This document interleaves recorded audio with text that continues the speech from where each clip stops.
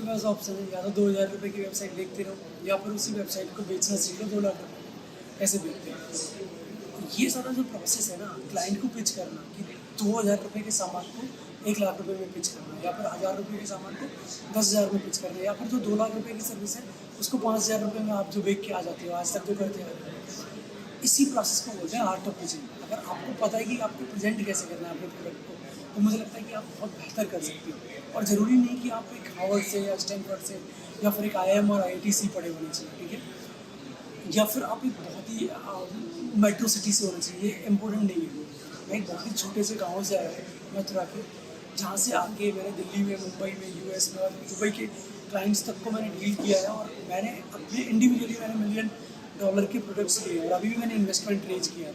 तो आपको ना आना चाहिए कि आप किस तरीके से खुद को प्रेजेंट कर रहे हो, क्लाइंट के सामने प्रेजेंट कर रहे हो, अपने बॉस के सामने प्रेजेंट कर रहे हो, या एक इन्वेस्टर के सामने प्रेजेंट कर रहे हो, आप किसी के भी सामने प्रेजेंट कर रहे हो, तो आपको आर्ट ऑफ पिचिंग आनी चाहिए, आपको खुद को सेल करना आना चाहिए। यही सारे इंग्रेडिएंट्स को मिक्स करके मैं ये वाली वेबिनार लेके आ रहा हूँ, क्योंकि मैं ये चीज़ें पिछले 10 साल में सीखा हूँ।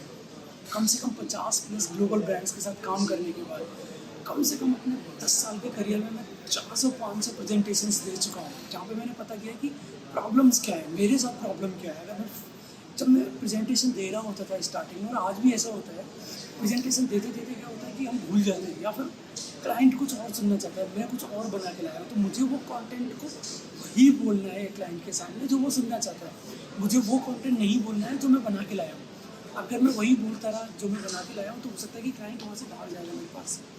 तो यही जो आर्ट ऑफ पिचिंग है ना, आपको पता होना चाहिए कि आपको एक्चुअली में क्या सेल करना है, और आपको ये भी पता होना चाहिए कि उसको खरीदना क्या है और कितने रुपए में वो खरीद सकता है। अगर एक लाला सेठ है जिसका बजट 10 लाख रुपए का, और आप उसके पास जाके बोलते हो कि भाई 10,000 रुपये में आपकी वेबसाइट बना दूँगा, तो उसको लगेगा कि यार तुम तो बहुत ही घटिया वेबसाइट बनाओ। इसी चीज़ को अगर जिसका बजट 40,000 रुपये, 50,000 रुपये का है, और उसको आप 2 लाख रुपये बोलोगे, फिर 2 लाख रुपये में आपकी वेबसाइट बनाऊंगा, तो आपका क्लाइंट कन्वर्ट नहीं होगा। तो आपको पता होना चाहिए कि आपको कितने रुपए पिच करने हैं, और जब आप प्रेजेंटेशन बना रहे हो तो उस प्रेजेंटेशन के पिलर्स क्या होते हैं। जब आप एक बंदे से पहली बार मिल के आ रहे हो, तो क्या आपकी मिनट्स ऑफ मीटिंग होनी चाहिए, ये आपको पता होना चाहिए।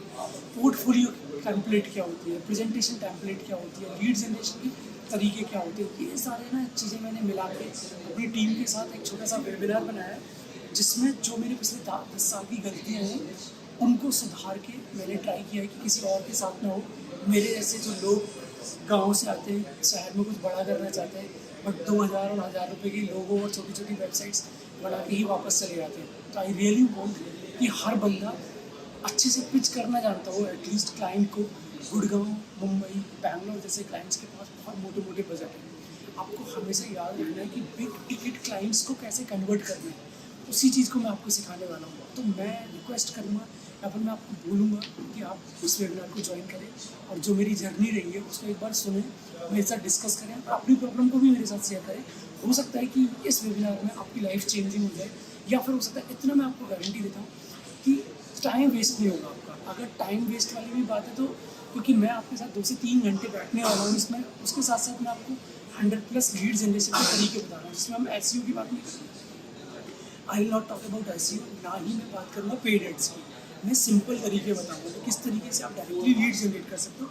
फिर लीड जनरेट करने के बाद आप किस तरीके से उसको अप्रोच करोगे। अगर आपको मान लो कि उसे बुला लिया क्लाइंट ने, तो फिर आपको पता होना चाहिए किस तरीके से आपको उसको अपने फनल में फंसाना है, कैसे आपको मिनट्स ऑफ मीटिंग बनानी है उसके साथ। मिनट्स ऑफ मीटिंग बन गई, उसके बाद फिर आपको किस तरीके से उसके लिए प्रेजेंटेशन बनानी है, किस तरीके से आपको उसको पढ़ना है कि ये बंदे का, क्लाइंट का बजट कितना है, ये कितने रुपए खर्च कर सकता है, क्या चीज़ इसको चाहिए। कि कहीं ऐसा तो नहीं कि मैं इसको पेड मार्केटिंग की बात कर रहा हूँ, जबकि इसको चाहिए ऑर्गेनिक में रीच लानी है। क्या पता, ऐसा तो नहीं है मैं इसको बोल रहा हूँ कि मैं तेरे को गूगल में नंबर 1 पर रैंक करा दूँगा, बट इसको फ़ायदा गूगल बाय बिजनेस से होगा। ऐसा तो नहीं है कि मैं इसके लिए गूगल एड्स की बात कर रहा हूँ और इसका जो फ़ायदा है वो मेटा एड्स से होगा। ऐसा तो नहीं है कि मैं इसका एफिलिएट मार्केटिंग की बात कर रहा हूँ कि मैं आपको एफिलिएट मार्केटिंग कर दूँगा, बट वहाँ पे आपको एफिनिटी मार्केटिंग करनी चाहिए।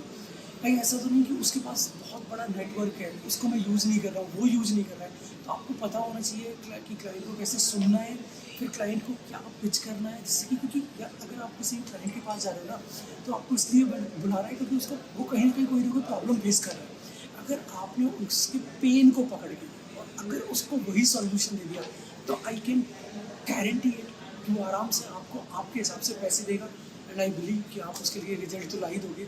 अगर नहीं भी ला पाओगे तो मिलकर कुछ करेंगे। अपनी कम्युनिटी है 1,28,000 मेंबर्स की, तो मैंने पिछले 5-6 साल में बनाई है ह्यूमन्स और डिजिटल मार्केटिंग। वैसे भी मैं 50+ ग्लोबल ब्रांड्स के साथ काम कर चुका हूँ, कम से कम 300-400 प्रेजेंटेशन दे चुका हूँ अपनी लाइफ में। अभी भी नई कंपनी के लिए मैंने इन्वेस्टमेंट रेज किया है, बहुत कुछ डिस्कस करेंगे। सी यू गाइस, थैंक यू।